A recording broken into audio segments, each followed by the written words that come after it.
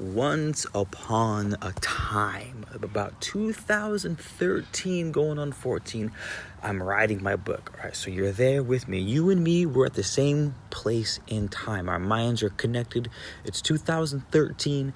We're on State Street, cobblestone sidewalks, palm trees lining, lights strung up from the trees, jovial laughter in the background. There's some kids playing music on the street corner. You got your favorite warm beverage, laptop, notes, and we're writing a book. We're writing a book. You're with me, right? This is what happened. I tell myself I'm not getting up. We say we're not getting up from this table until we finish this chapter. And so you and I are trying to write. We're trying to write. Writer's block, getting nowhere. And I think I keep wanting to go to the beach. Oh, it's a beautiful day, you know. Everyone's merrymaking, like, let's go. No, we have to stay disciplined. We're going to finish this chapter today. Let's finish this chapter today, all right? You and I, we're in this together right now. Remember, it's 2013, fall of 2013. We're there together. And I say, all right, fuck it. I'm going to go to the beach. I'm like, whatever. I threw in the towel to go to the beach. I felt this overwhelming sensation to go. I was feeling called to it. I was feeling drawn to it. I get there, catch the sunset. All right, I get there, we get there. You and I, we arrive at the beach, and the sunset is there, and it's just glorious sunset. Absolutely glorious. I'm talking hues of purple, and there's orange, and there's pelicans in unison, just cascading across the surface of the ocean, zooming into the darkness. You know, they usually head out east when the sun sets, and it's just beautiful. The colors are bouncing off the clouds, and you've got teals and pinks on the ocean all of a sudden because the sun catches that angle where it's underneath the clouds. It's beautiful, right? And I'm overwhelmed with just appreciation and gratefulness to be alive, and just the things any normal human would experience when witnessing such a monumental beauty that is the rays of a dying sun.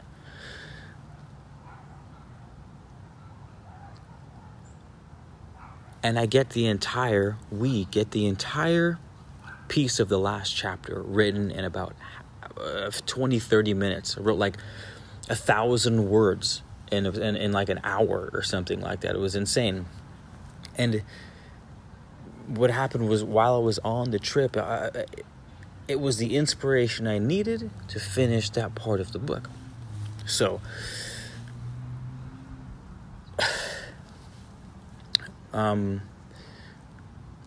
coincidences or urges that we have. It was a serendipitous event where I saw someone walk by the coffee shop when I was having these thoughts of the beach, and it was 2 or 3 things all in alignment successively saying to go to the beach. So I took it. I took that. There's coincidences. Well, I'm reading this book called The Celestine Prophecy, and the idea is you follow your coincidences, those serendipitous magical moments where the odds of these things working out are impossible. They're absolutely impossible. I have to follow it. I have to follow these wild nuances of existence.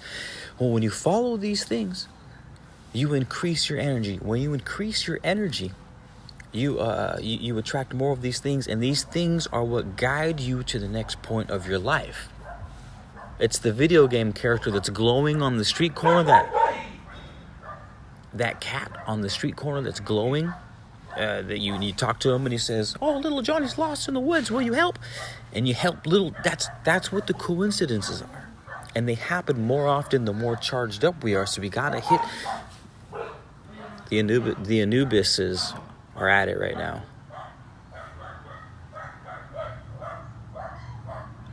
Now my secondary Anubi are on guard. And anywho, where was I? This is not to be confused with, like, say, so here's one of my heavy criticisms is going with the flow all the time. Like, you're just always going with the flow. And I say that because we need things like discipline, and we need to do things even if we don't feel good, for example. And that's not what this is. This isn't about, throwing everything to the wind. It's within balance. See, I set up my parameters. I set up what I wanted to do.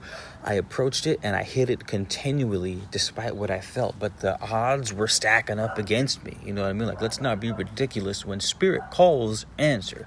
And it'll keep calling. It'll keep calling. It'll keep letting you know. And this is sort of the difference between understanding what is your own personal intuition and what is, great marketing scheme, by the world around you, because that's the tough part. It's like, well, how do I know if it's what I'm being called to do is intuition or I'm being lazy?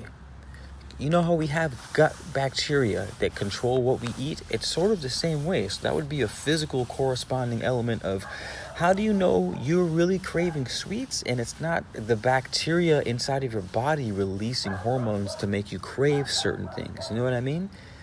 That same idea can happen on all realms, does happen on all realms. That's what it means by as above, so below. It means the laws that happen here are happening in the mental world, intuitive world, the etheric world. Thank you, Anubis, for keeping the spirits at bay. They're happening everywhere. They must happen. If they happen here, they happen everywhere. And so how does one figure out? Okay. Well, that's why I always say to blend the two together. Can you imagine a way where you are both passive and active at the same time? Right? Can you imagine a world in where you can go with the flow and know that you're not falling to a good marketing scheme? And yes, with imagination, yes, that's why Albert Einstein says that imagination is more important than intelligence, because it starts with the mind. So yes, how can you go with the flow? Well, go with the flow and know that it's your flow. Well, I guess that's the answer. Make sure that you're the one creating the flow, one. Or two, the other person who created that sort of flow. You know how it was constructed, the speed, where it ends up downriver. And so you can with trust enter the flow of another flow that's already going and know where it's going. But most people, it's like this idea I'm putting out is like the movie Yes Man. It's a great example. In the movie Yes Man, which is a total perversion of what I'm talking about. Yes Man literally goes, I mean, I say yes to everything? And then he says yes to literally everything. And it's just the whole world's a perfect place because they said yes to everything. Get the flying frisbee out of here. So Hollywood took the idea that I'm talking about and perverted the hell out of it. For the love of God, do not say yes to everything. And so part of the problem is no one sort of lays out, no one knows what they want. No one has a clear definiteness of purpose, right? If you don't have a clear definiteness of purpose, then of course, no matter what you do, it's going to be all good because you don't have a goal anyways. And if you don't have any goals and you don't have a drive and you don't want them, that's fine. But if it sounds like someone's killing that poor dog.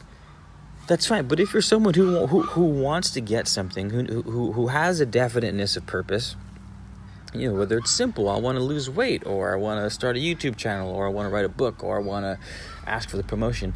We have these things, and if you don't have a definiteness of person, a roadmap, step 1, step 2, step 3, then there's no such thing as right or wrong in your world because you have no destination. These occurrences, these sort of moments that we have that lead us to the biggest events in our life and the happiest moments and the surreal moments that it makes you feel like your life is a movie that's what the goal is. We can recreate that. We can absolutely recreate that. We can be active participators in, the serendipitous moments that unravel in our life. I would argue, in fact, that is your job as a human, is to play an active role in the unfolding of the magical unfolding of your life. Are you not entertained? Is that not why you are here? You know what I mean? That's why I'm here. And we can piece that together when we put ourselves in positions where we reach the highest level of not excitement, but or I should say the most sustainable level of excitement. Not just the highest level of excitement, but the most sustainable level of excitement. And we can create that by following those serendipitous moments, by having a definitive goal of what we want and how we're going to get it. Or maybe even not the how. Forget about the how. We can play loose with the how, but at least define what it is that you want. Well, define it well. I want it to look like this. I want it to feel like this. I want to feel this way when I'm around this thing. I want it to have this texture. I want it to have this smell, and I want to define it, man, as well as you can. As well as you can. That's the first step of collapsing the etheric realm into the tangible. Is the decision to make it happen. You know, that way when we have serendipitous moments that arrive, we have intuition that comes through. Is that intuition in the most alignment with that definition of purpose? If my intuition is in alignment with the serendipitous event that's going on, I pull the trigger.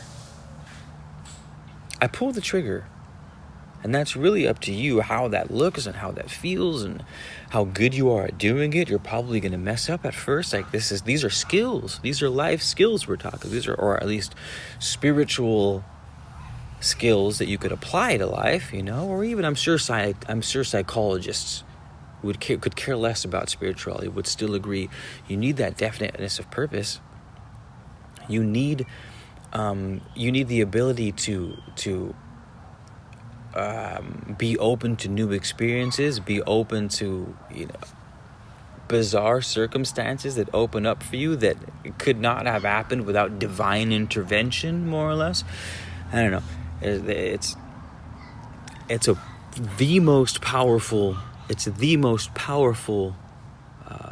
weapon you have in your arsenal of being a creator. Or not even of being a creator, of being someone capable of living a phenomenal life, an extraordinary life. You could be a destroyer, but you would still want a quality of life. You could be a creator, you could be a destroyer, you could be a devil, you can be an angel, a saint, you could be it doesn't matter what end of the spectrum you're on. If you want a fucking grand representation of that spectrum, regardless of where you appear on it, this is how you need to be living. You know what I mean? That's why this sort of information is dangerous in the wrong hands, because the wrong hands could use this to become Darth Vader. You know what I mean? This ain't about good or bad. It's about everything in between. So good luck. It's getting dark. Sunflowers shouting out. Or it's not getting dark. I think I'm just dark, so you can't really see me. But if you made it this far in the video, what up? My name is Keith, your host, Man of Letters, here to bring you knowledge, information, and entertainment. You know how it goes. Thank you for being here. I guess I'll see you guys on the flip side, alright? Until then, zip it up and zip it out.